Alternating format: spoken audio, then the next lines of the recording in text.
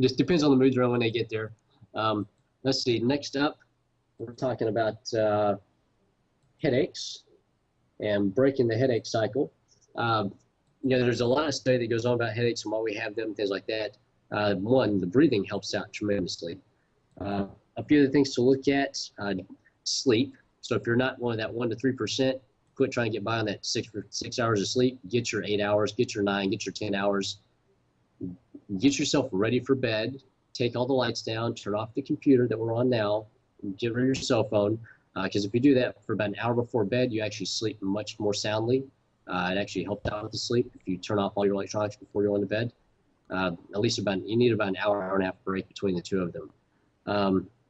And also sitting there looking at computers all day, if the lighting's not right, if you're too close to the screen, if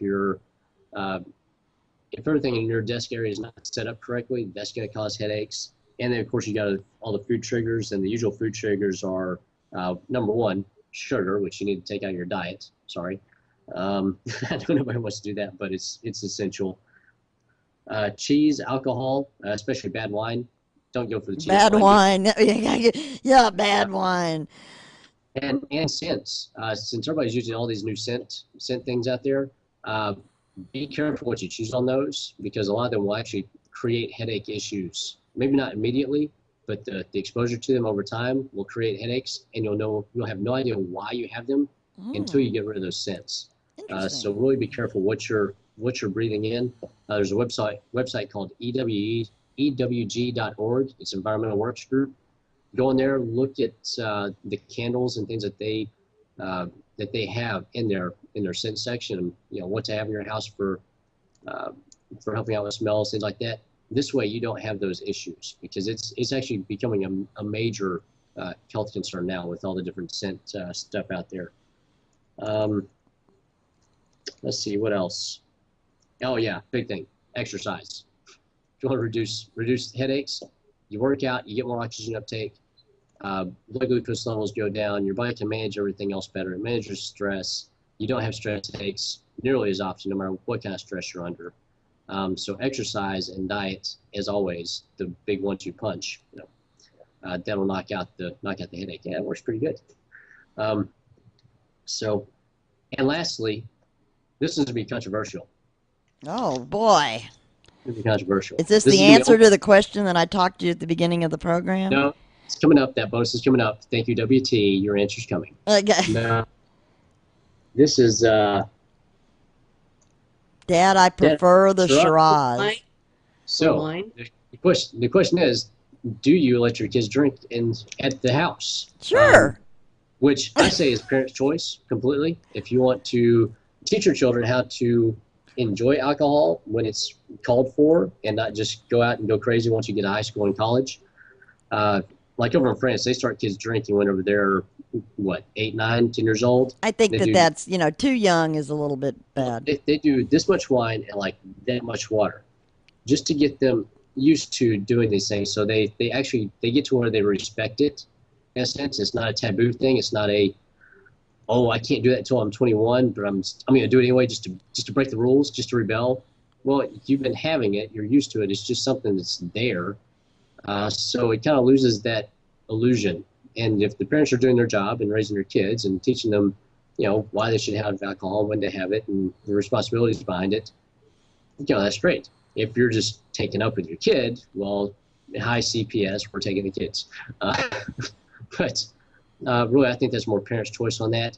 And it is actually somewhat a good thing. So they do learn how to manage it. It's like managing money. If you've never learned how to manage money, you'll lose it quickly. Same thing with alcohol or anything else. If you don't know what this thing is and how to manage it and what to do with it, then the first time you're exposed to it, you may just go wild and nutty, which everybody knows happens in college. Happened to me.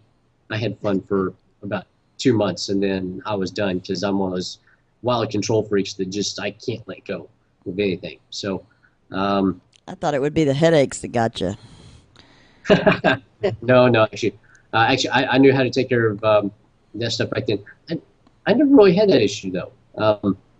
However, I'm going to plug a product right quick. Okay. For all the parents, this actually got taken off the market because it's got 5% alcohol in it, because of the fermentation process of it. But this stuff right here is one of the best drinks you can have for you, your kids, the family, because it's got tons of digestive enzymes in it, a lot of probiotics. It helps out during with immune function, especially this time of year when we've got all the allergy stuff. Which, if you can't hear my voice, last week I had no voice at all. It was gone because of the mountain cedar. Now I'm getting through all that junk. But this stuff is fantastic. If it's been taken off the market. Yeah, kombucha, well, it's back on the market. The FDA pulled it, and then they had to put it back on because they had no reason or right to pull it off the market. It's called Buddha's Brew. The FDA can't. It's called Buddha's Brew, Kombucha. Yeah, kombucha. There's a couple different companies that do this. This one's local. It's straight out of Austin. I get this at my farmer's market that I go to, which is the Rosemead Farmers Market up here in North Dallas. Really good stuff. Incredibly good stuff.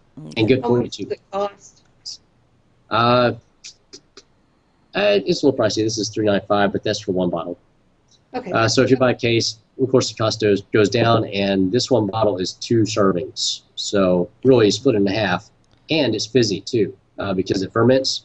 So you got the fermentation. It's fizzy. It's kind of like drinking a soda, but it's actually good for you. How many calories is it? How many calories, yeah. We asked the hard questions. Well, I can't read it.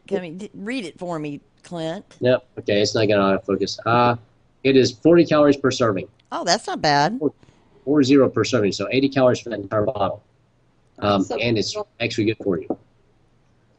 I agree with you that introducing your children to alcohol, I did that with my daughter. Yeah. And I think it's taken the mystery and the mystique out of drinking for her. Yeah, which I never had that. My parents didn't drink anyway, so I was in that environment where it just was not around. It wasn't seen as a bad thing. It was just I just don't do it. I don't partake. So. Well, yeah, I think parents don't want to, yeah. That's how I am. I don't partake. I was raised in an environment where we didn't partake, but I don't want my daughter to feel like there's some kind of taboo because that's going to drive her towards it, Well, I saw side to it because with my dad being a police officer, my mom being a teacher, I get every side possible for every argument out there. So, so it wasn't religious. It was don't drink and drive, and you can't study when you're high. You have an entire police force looking out for you. So, I mean, it's came down to I had no curfew or anything else because everybody knew me. They knew my car. They knew where I was at. So, well, like you said, it's up to the individual parents and stuff. But I do think it's also healthy for you, and but you don't want to become that house that everybody wants to come over and your kids' friends. Yeah, you don't want to be the party house. Yeah. Which that's usually the parents that say, "Hey, come on, I got a 12-pack. Let's just go select some back." Not really the best way to do it. That's completely different. Yeah. Well, these kids. I made it real clear to the kids that were my daughter's friends. I am not the cool mom. This is not where you go to party. I'll let Leslie have a glass of wine every once in a while, but this is not the party house. So she didn't have her own bottle in the fridge, is what you're saying. It worked out pretty good. Yeah.